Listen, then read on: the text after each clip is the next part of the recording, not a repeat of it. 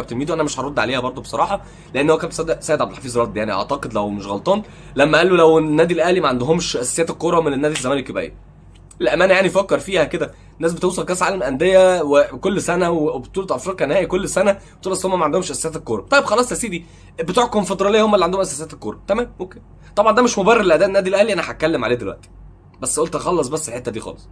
واحده واحده بقى كده معايا ماشي، وافتح مخك شويه يا ابني، ما تشوفوا القيمه التسويقيه بتاعت الفرق اللي احنا لعبناها، اللي انا متاكد ان فيها لعيبه بتلعب احسن من اللعيبه عندك، واللعيبه اللي عندك بتاخد فلوس اكتر، بس ماشي. شوف القيمه التسويقيه للعيبه اللي في الفرق التانية، والنادي الاهلي قيمته التسويقيه كام، ومتضايقين ان احنا بنتعادل ولا بنخسر من الفرق. عشان ما تكلمنيش في قيمه تسويقيه. وانت لو كلامك ده صح، يبقى حق الزمالك يعمل فرح فعلا لما بيتعادل معاك على كلامك، لان الزمالك انت اعلى قيمه تسويقيه منه. فدلوقتي بقى التعادل احتفاليه عشان الفريق التاني قيمته التسويقيه اعلى. يا جماعه بعد اذنكم لان انا قلت الكلام ده اكتر من مره، انت ممكن تبقى بتحب النادي الاهلي وتحاول تدافع زي ما انت عايز، بس ما تبقاش سوري يعني اهبل.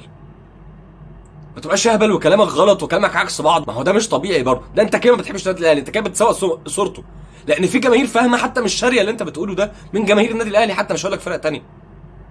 فما تقوليش اصل القيمه التسويقيه ومش القيمه التسويقيه، لان لو كده يبقى فعلا الزمالك حقه بقى، وكده المفروض ما فيش حد في افريقيا اصلا يكلمك. كده المفروض اي حد يتعادل معاك في افريقيا يعني فاهم، يعني نهار اسود على الافراح والبطولات اللي هيبقى خدها عشان تساند النادي الاهلي.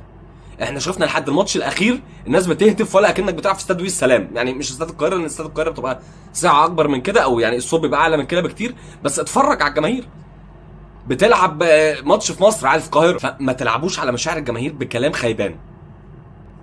ومن الحاجات بقى التانية اللي انا شفتها، اصل بصوا يا جماعه مفيش اتنين اختلفوا على ان فريق انتر ميامي اسهل المجموعه.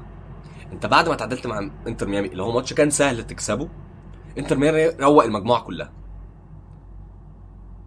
طب برضه بالحسابات بقى بتاعت الناس اللي بقى اللي ايه بتاعت الحسابات الغريبه والصراحات العجيبه، طب ما كده بقى ده انتر ميامي هو اللي انت كان اضعف المجموعه، روق المجموعه كلها وانت متعادل معاه، يعني حتى لو هتحسبها بدماغك اللي انت بتقعد تتكلم بيها دي، انت كان المفروض تروق المجموعه كلها برضه بانتر ميامي على فكره يعني. وبعد ما خسرنا البالميراس، اصل البالميراس هو الفريق الاقوى في المجموعه، لا تاريخيا بورتو، وفي ناس طلعت اثبتت الكلام، تاريخيا بورتو هو اقوى المجموعه اللي انت اتعادلت معاه. وعلى فكره اتعادلت معاه برضه باخطاء ساذجه جدا، ولو حر بقى وفعلا انتوا بتتكلموا فيه وانا سمعتها من حد قبل كده، يبقى خلاص بقى لعبوا فعلا الناس في مصر في الظهر. كفايه بقى جري ورا، اصل الناس ساعتها هتبقى في الشغل مش هيبقى فيه نسب مشاهده عاليه، طب ما هو ده جاي علينا احنا بفساد.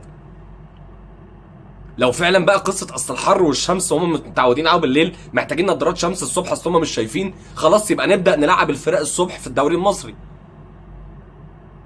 اهلي وزمالك يلعبوا، فريق مقدم طبعا يعني بطوله للتاريخ، الهلال بيكتب تاريخ، انت كتبت التاريخ بحضورك كاول فريق مصري يشارك، وكان عندك فرصه انك تعمل حاجه وتتاهل عادي جدا، لان ادارتك نفسها وناديك نفسه كان بيدعم لاجل ده.